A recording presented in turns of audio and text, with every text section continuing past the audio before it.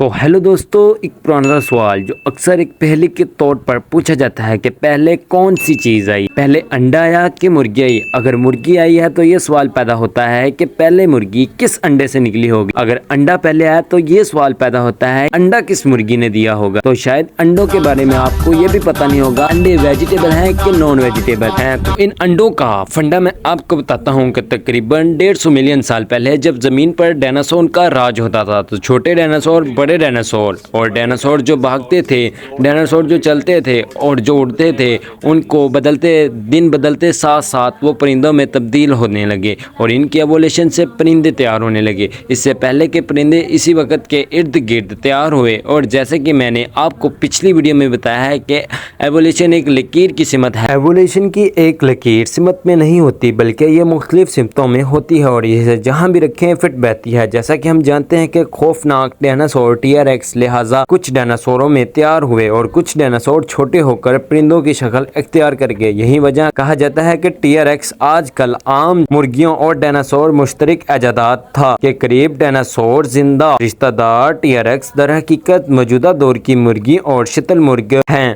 ایک شتل مرغ کو قریب سے دیکھا جائے تو کچھ وقت کے لیے اس دکھائی دیتے ہیں جیسے کہ کوئی ڈائناسور ہو، اور اس کے بعد جب تمام ڈائناسور ان شتل مرغیوں کی طرح انڈے دیتے تھے۔ در حقیقت پرندوں کی ایوولیشن سے پہلے بھی ڈائناسور انڈے دیتے تھے۔ جانوروں میں انڈے دینے کا فن دورہ قدیم سے ہے۔ 375 ملین ایئر اگو دا نام از دا جانور اسٹل کروزز، جب پانی سے نکل کر خشکی پر رہنے لگا تو اس نے بھی انڈے دیے تھے، لیکن اس کے دیے ہوئے انڈے آج مرغی کے انڈوں کی طرح نہیں لگ رہے تھے۔ یہاں آپ کو مچھلی کی طرح سے رکھی انڈے تصور کرنے کی ضرورت ہے۔ ان کے پاس بیرونی خول نہیں ہے۔ اس جانور نے بھی کچھ ایسے ہی انڈے دیے ہوں گے۔ لہٰذا اگر ہم مرغی کے انڈوں اور اس طرح کے بارے میں بات کریں جن کا بیرونی سخت ہوتی ہے اور ایک خول ہوتا ہے، تو ان کا ایوولیشن تقریباً 300 ملین سال پہلے ہوا تھا۔ اگر ہم ان انڈوں کا مرغی سے موازنہ کریں تو مرغی کا ایوولیشن صرف 3500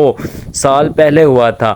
آپ نے اس ٹھیک سنا، تقریباً 1500 قبل مسیح جنوبی مشرقی ایشیا میں لوگوں نے چاول اور باجرے کی کاشت شروع کی۔ اناج کی ایک بڑی مقدار اگائی گئی جس نے قریبی جنگل میں رہنے والے ایک جنگلی جانور کو اپنی طرف متوجہ۔ یہ جانور ایک جنگلی سرخ جنگل کا پرندہ تھا جو اس طرح نظر آتا تھا، بالکل چکن سے ملتا جلتا تھا، لیکن فرق یہ ہے کہ جنوب مشرقی ایشیا کے جنگلوں میں رہتا تھا۔ جب انسان نے کھیتی باڑی شروع کی تو اس نے اناج کی وجہ سے کھیتوں کے قریب آنا شروع کر دیا، اور اس وقت آس پاس انسانوں نے اسے پالنا بھی شروع کر دیا۔ اسے پالنے کی وجہ سے یہ ہزاروں سالوں میں تیار ہوا اور یہ آج کے مرغیوں میں تیار ہوا، اور جنگل کے پرندوں کی یہ نسل ابھی تک زندہ ہے۔ دوستو، آپ اسے اب بھی جنوبی مشرقی ایشیا کے جنگلوں میں تلاش کر سکتے ہیں، لیکن اگر آپ اس کا موازنہ ایک عام مرغی سے کرائیں تو آپ کو کچھ فرق دیکھ سکتے ہیں۔ اس جنگلی پرندوں کی نسل ایک سائنسی نام گلیس ہے اور عام مرغی کا سائنسی نام گلیس ڈومیسٹکس ہے۔ تو یہاں ایک بات واضح ہے کہ انڈے کی عمر 300 ملین سال ہے اور مرغی کی عمر 3500 سال ہے۔ انڈا مرغی سے بہت پہلے تیار ہوئے، لیکن آپ کہیں گے 300 ملین سال پہلے انڈا مرغی نے نہیں دیا تھا۔ تو یہاں اگلا سوال یہ ہے کہ مرغی پہلے آئی یا مرغی کے انڈے؟ اگر آپ اس سوال کا جواب جاننا چاہتے ہیں تو آپ ویڈیو کو روک کر کمنٹ میں لکھ سکتے ہیں۔ اگر آپ ایوولیشن کے مراحل کو سمجھے ہیں تو اس بات کا جواب نیچے کمنٹ میں ضرور بتائیں۔ یہ بہت آسان ہے کہ چکن جنگلی سرخ جنگل کے پرندے سے تیار ہوا ہے۔ یہ جنگلی سرخ جنگل کا پرندہ کس اور جانور سے نکلا ہوگا؟ اس جانور کو پروٹو چکن کہتے ہیں۔ مرغی کے آب و اجداد، لہٰذا وقت میں ایک نقطہ نظر آیا ہوگا۔ جب دو پروٹو مرغیوں کا ملاپ ہوا ہوگا تو تولید کے دوران جینیاتی تغیرات ضرور ہوئے ہوں گے۔ اس وجہ سے ایک انڈا پیدا ہوا جس سے پہلا حقیقی سرخ جنگل پرندہ پیدا ہوا، اور اس طرح پہلے مرغی بھی پیدا ہو گئی۔ دو پروٹو مرغیوں کے ڈی این اے کے امتزاج سے پہلا حقیقی چکن ڈی این اے بنایا، اور یہ ایوولیشن کا عمل صرف تولید کے دوران ہوتا ہے۔ اس کے بعد ہی سچی زیادہ انڈے دیتی ہے اور زیادہ مرغیوں کو جنم دیتی ہے۔ تو اس سوال کا جواب بہت واضح ہے، انڈا پہلے آیا۔ تو دوستو، اور یہ انڈا کسی مرغی نے نہیں دیا تھا، لیکن یہ مرغی کی ایک آب و اجداد نے دیا تھا۔ जो तकरीबन एक मुर्गी की तरह थी। जानवरों की नस्ल को कब मुर्गी कहा जा सकता है और कब इसे मुर्गी नहीं किया कहा जा सकता, यहाँ एक बड़ा गहरा एरिया है। ये एक लकीर जो खींची गई है ये इंसानों ने खींची है। असल इख्तिलाफ़ात कई नस्लों के बाद उभरे होंगे। अर्तका को वो कौन सी कुव्वतें हैं जो एवोल्यूशन को मुमकिन बनाती हैं। मैंने एवोल्यूशन के सिलसिले में कई वीडियो बना रखी हैं, आप मेरे चैनल पर जाकर देख सकते हैं।